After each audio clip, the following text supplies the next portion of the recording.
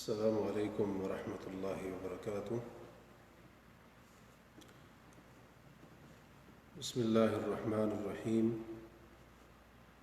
الحمد للہ رب العالمین والعاقبۃ للمتقین ولا عدوان الا علی الظالمین،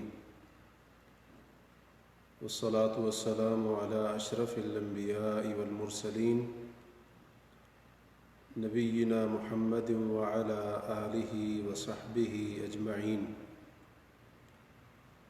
والذین اتبعوہم بإحسان الی یوم الدین۔ رب اشرح لی صدری ویسر لی امری واحلل عقدۃ من لسانی یفقہوا قولی واحلل عقدۃ من لسانی یفقہوا قولی۔ سبحانک لا علم لنا الا ما علمتنا انک انت العلیم الحکیم۔ اما بعد فاعوذ باللہ من الشیطان الرجیم۔ بسم اللہ الرحمن الرحیم۔ والفجر وليال عشر۔ قال النبي صلى الله عليه وسلم: ما من أيام العمل الصالح فيها أحب إلى الله من هذه العشر، أو كما قال عليه الصلاة والسلام۔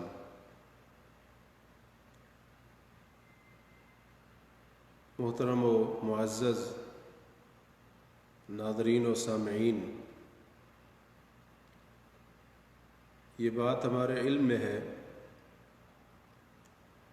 کہ ذوالقعدہ کا مہینہ مکمل ہونے کے بالکل قریب ہے، اور یہ بات بھی ہم جانتے ہیں کہ ذوالقعدہ کے مہینے کے مکمل ہونے کے بعد جو مہینہ شروع ہوتا ہے اسے ذوالحجہ یا ذوالحج کے نام سے جانا اور پہچانا جاتا ہے۔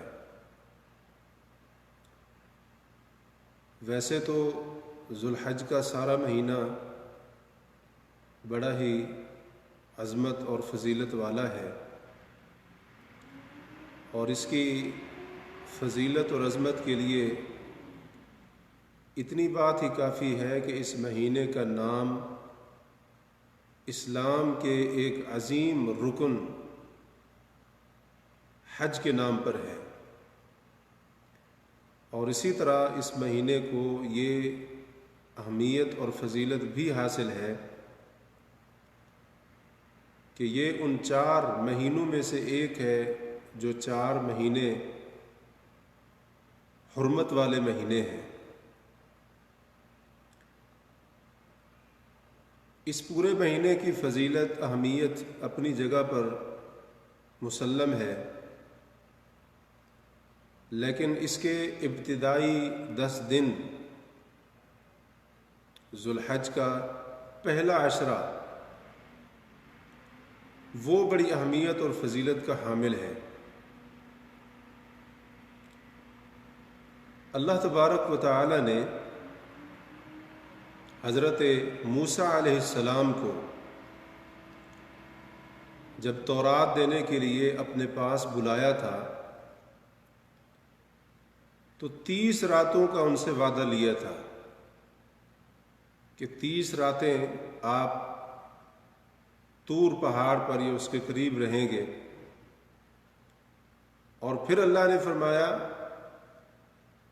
کہ وہ جو مقرر وقت تھا وہ 10 مزید راتوں کے ساتھ پورا ہوا، یعنی کل 40 راتیں حضرت موسیٰ علیہ السلام وہاں پر ٹھہرے تھے۔ اب یہ 30 راتیں اور اس کے ساتھ مزید 10 راتیں یہ کون سی تھیں؟ مفسرین کہتے ہیں کہ 30 راتیں یہ ذوالقعدہ کا پورا مہینہ تھا، اور مزید جو 10 راتیں تھیں حضرت موسیٰ علیہ السلام رکے تھے تورات لینے کے لیے، وہ ذو الحج کا پہلا عشرہ اور اس کے پہلے 10 دن یا اس کی پہلی 10 راتیں تھیں۔ اس سے معلوم ہوتا ہے کہ اللہ تبارک و تعالیٰ کے نزدیک ذوالقعدہ کے مہینے کے ساتھ ان 10 دنوں کی اتنی اہمیت کہ اللہ تعالیٰ نے پہلے حضرت موسیٰ علیہ السلام سے 30 راتوں کا وعدہ لیا تھا، اور پھر مزید 10 راتیں وہاں پر وہ رکے، جو کہ ذوالحج کی پہلی 10 راتیں تھیں، جس سے پتہ چلتا ہے کہ ان دنوں کی اللہ تعالیٰ کے نزدیک اس قدر زیادہ اہمیت ہے کہ اللہ نے اپنے پیغمبر حضرت موسیٰ علیہ السلام کو مزید 10 راتیں اور یہ ایام گزارنے کا، ٹھہرنے کا حکم دیا۔ اس کے علاوہ اگر ہم کتاب و سنت کے اوپر غور کریں تو ذوالحج کے پہلے عشرے کی فضیلت کے اوپر بہت سارے دلائل موجود ہیں۔ ذوالحج کا پہلا عشرہ، اس کے پہلے 10 دن، ان کی فضیلت اور مقام اور مرتبے کی ایک دلیل یہ ہے کہ اللہ تبارک و تعالی نے قرآن مجید میں ان دنوں کو ایک خاص نام دے کر ان کی فضیلت اور برتری کو ثابت کیا ہے۔ سورہ حج میں اللہ نے فرمایا لِيَشْهَدُوا مَنَافِعَ لَهُمْ وَيَذْكُرُوا اسْمَ اللَّهِ فِي أَيَّامٍ مَّعْلُومَاتٍ، تاکہ یہ حاجی اپنے منافع، فائدے ان کے لیے حاضر ہوں۔ وَيَذْكُرُوا اسْمَ اللَّهِ فِي أَيَّامٍ مَّعْلُومَاتٍ، اور معلوم دنوں میں اللہ کا نام لیں، عَلَى مَا رَزَقَهُم مِّن بَهِيمَةِ الْأَنْعَامِ، اللہ تعالی نے جو ان کو پالتو جانور دیے ہیں ان کے اوپر۔ تو یہ جو معلوم دن ہے، مفسرین کے نزدیک ان معلوم دنوں سے مراد ذوالحج کے پہلے 10 دن ہیں۔ تو اللہ تعالیٰ نے ان کو معلوم دن کہہ کر ان کی فضیلت اور برتری دنیا کے لوگوں کے سامنے واضح کی ہے۔ ان 10 دنوں کی فضیلت اور مقام و مرتبے کی ایک دلیل یہ بھی ہے کہ اللہ تبارک و تعالی نے ان کی اہمیت اور فضیلت بیان کرنے کے لیے ان کی قسم اٹھائی ہے۔ اللہ تعالیٰ کا فرمان ہے والفجر ولیال عشر، کہ فجر کی قسم اور 10 راتوں کی قسم۔ تو یہ 10 راتیں جن کی اللہ نے سورہ فجر کی دوسری آیت کے اندر قسم اٹھائی ہے، اکثر مفسرین کے نزدیک اس سے مراد ذوالحجہ کا پہلا عشرہ ہے، بلکہ خود رسول اللہ صلی اللہ علیہ وسلم نے اس کی یہی تفسیر فرمائی ہے۔ مسند احمد میں حضرت جابر رضی اللہ عنہ کی روایت ہے کہ رسول اللہ صلی اللہ علیہ وسلم نے فرمایا ان العشر عشر الاضحیٰ، کہ بے شک 10 سے مراد یعنی ولیال عشر، اس میں جو 10 راتیں ہیں اس سے مراد اضحیٰ والا عشرہ ہے، یعنی وہ عشرہ ہے، وہ 10 دن ہیں کہ جس کے 10ویں دن قربانی ہوتی ہے۔ والوتر یوم عرفہ، اور یہ جو وطر یا وطر ہے، والشفع والوتر، اللہ نے یہ جو جفت اور طاق کی قسم اٹھائی ہے، نبی صلی اللہ علیہ وسلم فرماتے ہیں اس طاق سے مراد عرفہ کا دن ہے، 9 ذی الحج کا دن ہے، اور شف سے مراد، جف سے مراد قربانی کا دن، یوم النحر کا دن ہے۔ اسی طریقے سے یہ جو ذوالحج کے پہلے 10 دن ہیں، اگر احادیث کو دیکھا جائے، ان پر غور کیا جائے، تو ان کی بڑی فضیلت سامنے آتی ہے۔ حدیث پر غور کرنے سے پتہ چلتا ہے کہ یہ 10 دن اللہ تعالیٰ کے نزدیک ان کی بڑی اہمیت اور بڑی فضیلت ہے، اور یہ بڑے عظمت والے دن ہیں۔ ایک حدیث کے لفظ ہیں نبی کریم علیہ الصلاۃ والسلام نے فرمایا ما من ایام اعظم عند اللہ، کہ کوئی بھی دن ایسے نہیں جو اللہ کے ہاں زیادہ عظمت والے ہوں، یعنی ذو الحج کے پہلے 10 دنوں سے زیادہ عظمت والے سال کے کوئی اور دن نہیں ہیں۔ اور ایک روایت کے لفظ ہیں ما من ایام افضل عند اللہ، کہ کوئی ایسے دن نہیں جو اللہ تعالیٰ کے ہاں زیادہ فضیلت والے ہوں۔ ان 2 حدیثوں سے پتہ چلا کہ اللہ تعالیٰ کے نزدیک یہ دن سب سے زیادہ عظمت والے بھی ہیں اور سب سے زیادہ فضیلت والے بھی ہیں۔ بلکہ ایک حدیث کے تو لفظ ہیں کہ نبی علیہ الصلوۃ والسلام نے فرمایا افضل ایام الدنیا ایام العشر، کہ پوری دنیا کے دنوں میں سے سب سے افضل دن ذو الحج کے پہلے 10 دن ہیں، یعنی صرف سال کے دنوں میں سے نہیں بلکہ پوری دنیا میں جتنے بھی دن ہیں جو اب تک گزر چکے ہیں، اب گزر رہے ہیں یا قیامت تک گزریں گے، تو اس حدیث کے مطابق پوری دنیا کے دنوں میں سے سب سے زیادہ فضیلت والے دن ذو الحج کے پہلے 10 دن ہیں۔ اسی لیے علماء فرماتے ہیں کہ سال کے تمام دنوں میں سے افضل دن ذو الحج کے پہلے 10 دن ہیں۔ امام ابن القیم رحمہ اللہ فرماتے ہیں کہ دنوں میں سے سب سے افضل دن ذو الحج کے پہلے 10 دن ہیں، اور راتوں میں سے سب سے زیادہ فضیلت والی راتیں رمضان کے آخری عشرے کی راتیں ہیں۔ اسی طریقے سے ان 10 دنوں کی کیا فضیلت ہے اور کیا ان کی اہمیت ہے، اس کی ایک دلیل یہ بھی ہے کہ ان دنوں کے اندر، ذو الحج کے ان پہلے 10 دنوں کے اندر کیا جانے والا عمل اللہ تعالیٰ کو سب سے زیادہ محبوب ہوتا ہے۔ یعنی جتنی ان دنوں کے اندر کی جانے والی نیکی سے اللہ محبت کرتا ہے، ان دنوں کی بنسبت باقی دنوں میں، سال کے باقی ایام میں کی جانے والی نیکی سے اتنی محبت اللہ تعالیٰ نہیں کرتا ہے۔ تو یہ ان دنوں کی فضیلت اور عظمت ہے۔ جیسا کہ صحیح بخاری وغیرہ کی حدیث، جس کا ایک ابتدائی حصہ آپ کے سامنے شروع میں پڑھا، اللہ کے نبی صلی اللہ علیہ وسلم نے فرمایا ما من ایام العمل الصالح فیہا احب الی اللہ من ھذہ العشر، کہ کوئی ایسے دن نہیں کہ جن میں کیا جانے والا عمل صالح، نیک عمل اللہ کو زیادہ محبوب ہو، اللہ کے ہاں زیادہ پسندیدہ ہو، من ھذہ العشر، ان 10 دنوں کی بنسبت، یعنی ان 10 دنوں میں جو نیک عمل کیا جائے گا اللہ تعالیٰ کو باقی دنوں کی بنسبت وہ زیادہ محبوب ہے۔ ایک روایت کے لفظ ہیں کہ رسول اللہ صلی اللہ علیہ وسلم نے فرمایا ما من ایام العمل فیہن افضل من ھذہ العشر، کہ ان 10 دنوں کی بنسبت کوئی اور دن ایسے نہیں ہیں جن میں عمل زیادہ افضل ہو، زیادہ فضیلت والا ہو۔ اب ان میں نبی صلی اللہ علیہ وسلم نے ان 10 دنوں میں کیے جانے والے عمل کو باقی دنوں کی بنسبت افضل قرار دیا ہے۔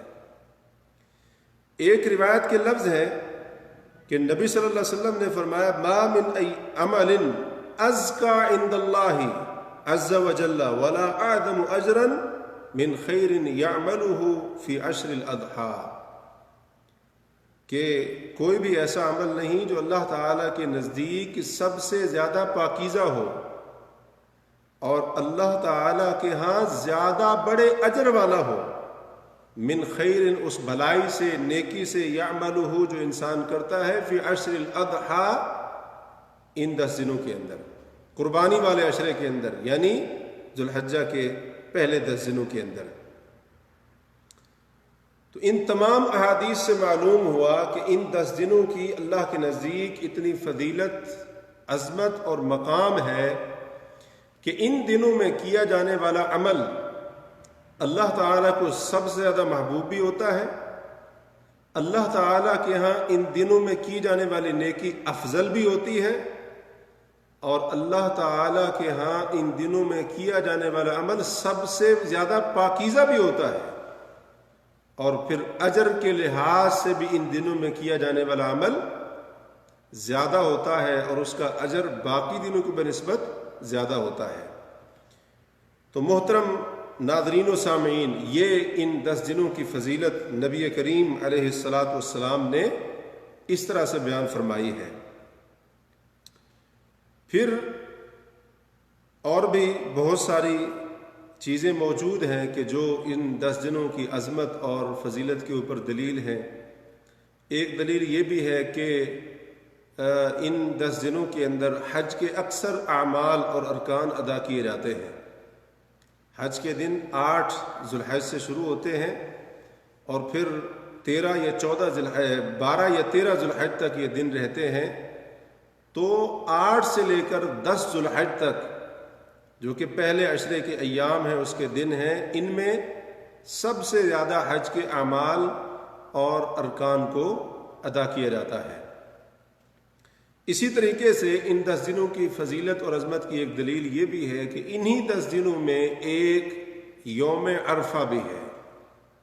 یوم عرفہ یعنی 9 ذی الحج کا دن، اور اس دن کی بڑی فضیلت ہے، بڑا اس کا مقام ہے۔ یہی وہ دن ہے کہ جس دن میدان عرفات میں ٹھہرنا حج کا رکن اعظم ہے، حج کا سب سے بڑا رکن۔ یہ 9 ذوالحج کے دن میدان عرفات میں ٹھہرنا، اس دن کی فضیلت یہ ہے کہ اسی دن اللہ تعالیٰ نے دین کے مکمل ہونے کا اعلان فرمایا۔ الیوم اکملت لکم دینکم، یہ آیت عرفہ کے میدان میں 9 ذی الحج کو جمعہ کا دن تھا، نبی کریم صلی اللہ علیہ وسلم پر نازل ہوئی، اور اس دن کی اور بھی بہت ساری فضیلتیں اور مقام اپنی جگہ پر ثابت ہیں۔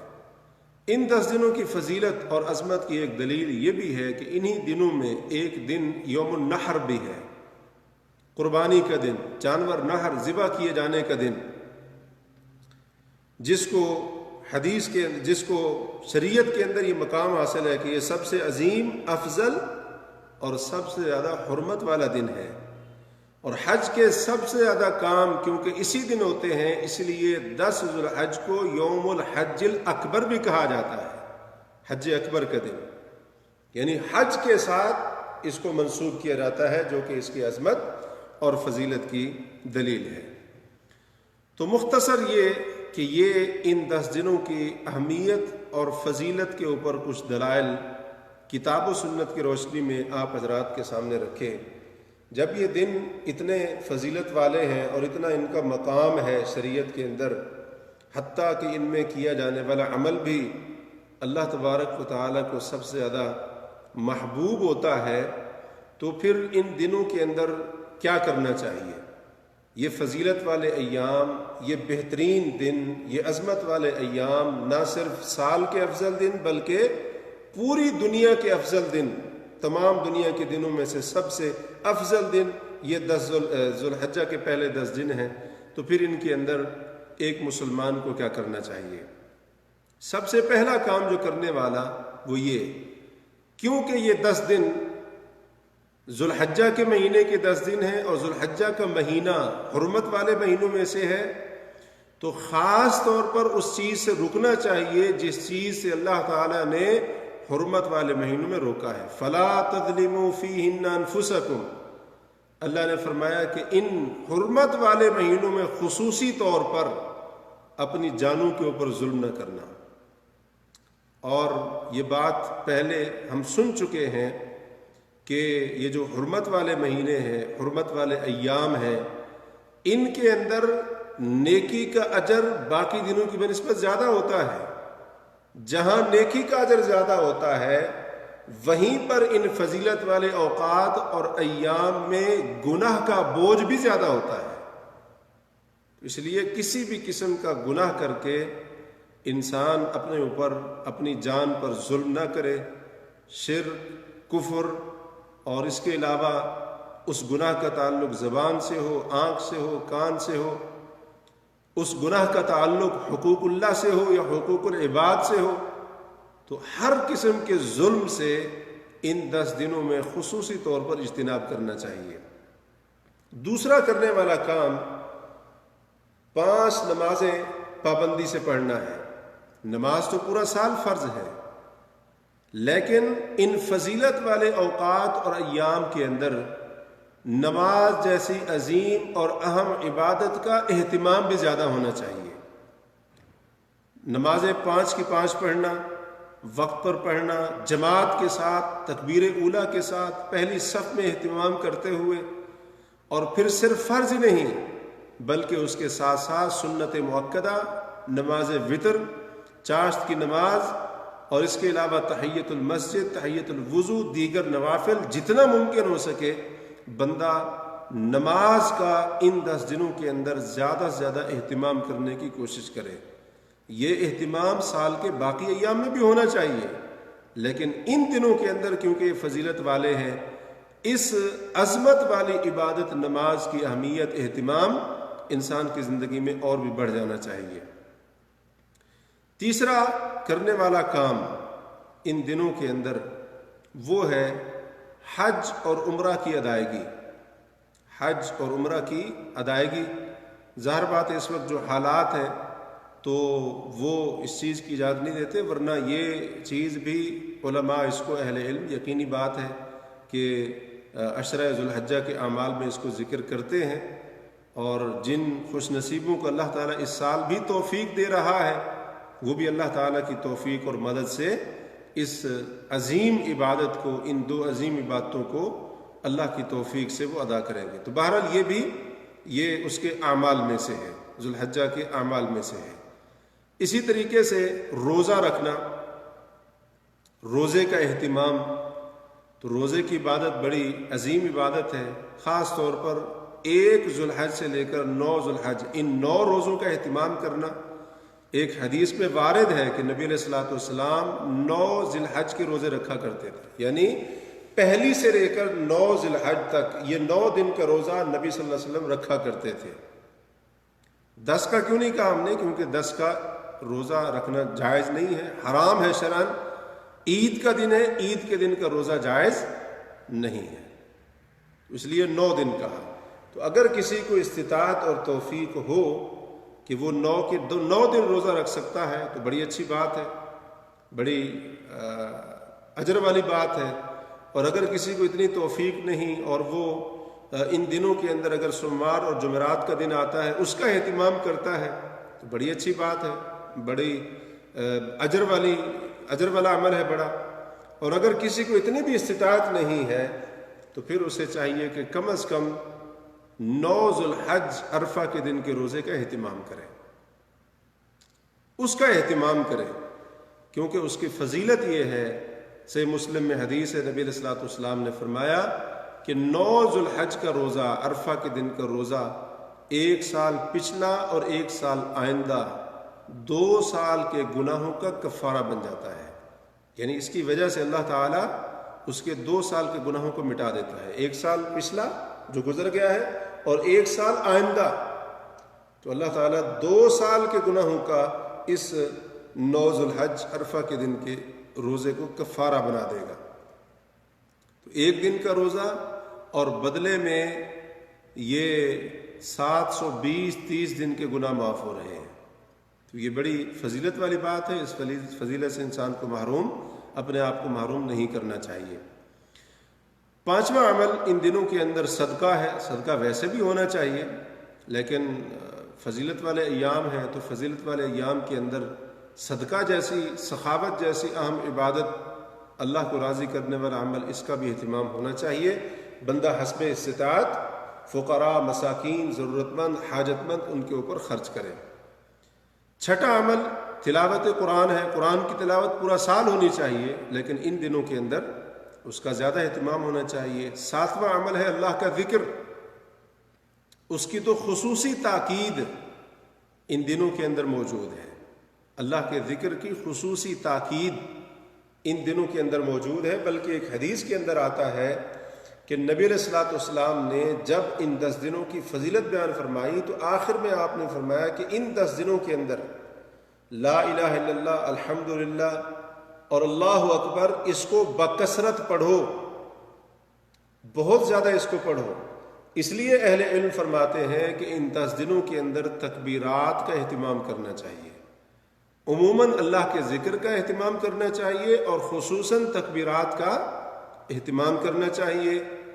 اللہ اکبر، اللہ اکبر، لا الہ الا اللہ، اللہ اکبر وللہ الحمد۔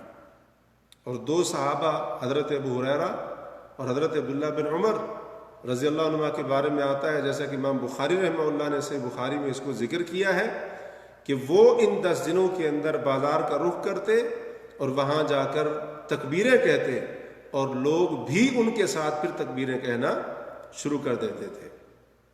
تو اللہ تعالیٰ کے ذکر کا خصوصی اہتمام ہونا چاہیے، سبحان اللہ، الحمدللہ، لا الہ الا اللہ، اللہ اکبر، لا حول ولا قوت الا باللہ۔ اس کے علاوہ ذکر کے جتنے بھی جملے ہیں تو بندہ کثرت کے ساتھ اللہ تعالیٰ کے ذکر میں مشغول رہے اور خاص طور پر تکبیرات ان کا اہتمام کرنا چاہیے۔ مسجد میں، گھر میں، دکان میں، جہاں بھی ہو بندہ بآواز بلند کوشش کرے تکبیرات کہنے کی اور تکبیرات کہہ کر اللہ کا ذکر کرنے کی۔ اس کے بعد ایک بڑا عظیم عمل ہے، 8واں عمل، وہ ہے قربانی۔ قربانی بڑا عظیم عمل ہے اور 10 ذو الحج کے دن اور اس کے بعد جو 3 دن ہوتے ہیں 11، 12 اور 13، ان دنوں کے اندر قربانی کی جاتی ہے۔ ظاہر بات ہے 10 ذو الحج کے دن قربانی کرنا یہ افضل ہے، بہتر ہے، کیونکہ اصل قربانی کا دن یہی ہے، لیکن باقی جو اگلے 3 دن ہیں 11، 12 اور 13، ان کے اندر بھی قربانی ہو سکتی ہے، جائز ہے۔ تو یہ قربانی کا عمل، جانور ذبح کرنا اللہ کی رضا کے لیے بڑا عظیم عمل ہے۔ اتنی عظمت ہے قربانی کی، اس قدر یہ اہم عبادت ہے، اللہ تعالیٰ کو اتنی پسند ہے کہ اللہ تعالیٰ نے حج جیسے اسلام کے رکن کا ایک واجب اس کو رکھا ہے۔ حج تمتع اور حج قران، یہ 2 قسم کا جو حج ہے، ان میں قربانی کرنا حاجی کے اوپر واجب ہوتا ہے۔ اگر اس کے پاس پیسے نہیں ہے، استطاعت نہیں ہے، تو 10 روزے رکھنے کا حکم ہے 3 حج کے دوران، 7 جب گھر وطن واپس ہوگا۔ تو یہ قربانی کی اہمیت ہے حج کے موقع پر۔ اور ویسے جو عام طور پر مسلمان کرتے ہیں تو حضرت ابراہیم علیہ السلام کی سنت ہے، نبی کریم علیہ الصلوۃ والسلام کی سنت ہے، اللہ کے رسول کرتے رہے، صحابہ کرام کرتے رہے رضی اللہ تعالی عنہم۔ تو یہ اس قدر عظمت والا عمل ہے۔ تو قربانی جس کے پاس استطاعت ہو اسے کرنی چاہیے۔ اہل علم کے نزدیک جو صاحب استطاعت ہو اسے قربانی کرنے میں سستی نہیں کرنی چاہیے۔ نبی علیہ الصلوۃ والسلام کی حدیث ہے، من وجد سعۃ لأن یضحی فلم یضحی فلا یقربن مصلانا۔ جس بندے کے پاس استطاعت ہو، اتنی اس کی حیثیت تھی، اتنی اس کے پاس مالی طاقت تھی کہ وہ قربانی کر سکتا تھا لیکن پھر بھی نہیں کی، اللہ کے رسول نے فرمایا وہ ہماری عیدگاہ کے قریب نہ آئے۔ تو یہ وعید ہے گویا کہ اس کے لیے کہ نبی صلی اللہ علیہ وسلم اس کو اپنی عیدگاہ کے قریب ہی آنے کی اجازت نہیں دے رہے ہیں۔ اس لیے جس انسان کے پاس استطاعت ہو، مالی حالات اجازت دیتے ہوں، تو اس بندے کو سستی نہیں کرنی چاہیے اور اس عبادت کو، قربانی کی عبادت کو کرنا چاہیے۔ اسی سے متعلق ایک مسئلہ ہے، صحیح مسلم میں ہے، نبی علیہ الصلوۃ والسلام نے فرمایا کہ جو انسان قربانی کرنے کا ارادہ رکھتا ہو تو جیسے ہی ذو الحج کا چاند نظر آئے اسے چاہیے کہ وہ اپنے بال اور اپنے ناخن نہ لے، یعنی نہ بال کاٹے اور نہ ہی اپنے ناخن کاٹے۔ کب تک؟ جب تک قربانی نہیں کر لیتا ہے۔ تو ذو الحج کا چاند نظر آنے سے لے کر قربانی کر لینے تک یہ جتنے بھی دن ہیں، ان دنوں کے اندر بال کاٹنا بھی منع ہے اور ناخن کاٹنا بھی منع ہے۔ تو اس چیز سے نبی صلی اللہ علیہ وسلم نے بڑی سختی کے ساتھ، تاکید کے ساتھ روکا ہے۔ تو اس لیے جو قربانی کر رہا ہو اسے چاہیے کہ وہ اس چیز کی بھی، نبی صلی اللہ علیہ وسلم کے اس فرمان کی بھی پابندی کرے۔ تو یہ چند ایک باتیں تھیں اس تعلق سے کہ ان فضیلت والے ایام کے اندر ہمیں کیا کرنا چاہیے۔ اللہ تعالیٰ سے ہم دعا کرتے ہیں کہ اللہ تبارک و تعالی ہمیں یہ جو ذوالحج کے 10 دن آنے والے ہیں، ان کی آمد بالکل قریب ہے، اللہ تعالی ہمیں ان 10 دنوں کی فضیلت اور عظمت کو پہچاننے کے ساتھ ساتھ اللہ ہمیں ان سے صحیح معنوں میں فائدہ اٹھانے کی توفیق عطا فرمائے، اور جو اعمال ان 10 دنوں کے اندر مشروع ہیں، کرنے چاہیے، اللہ تعالی ہمیں ان کاموں کو بھی رغبت کے ساتھ، شوق کے ساتھ کرنے کی توفیق عطا فرمائے۔ اللہ تعالی ہمیں ہر قسم کے شر اور فتنے سے محفوظ رکھے، اور اللہ تعالی ہر خیر، عمل صالح اور نیکی کی توفیق ہمیں عطا کرتا رہے۔ وباللہ التوفیق، اقول قولی ھذا واستغفر اللہ لی ولکم ولسائر المسلمین والمسلمات فاستغفروہ انہ هو الغفور الرحیم۔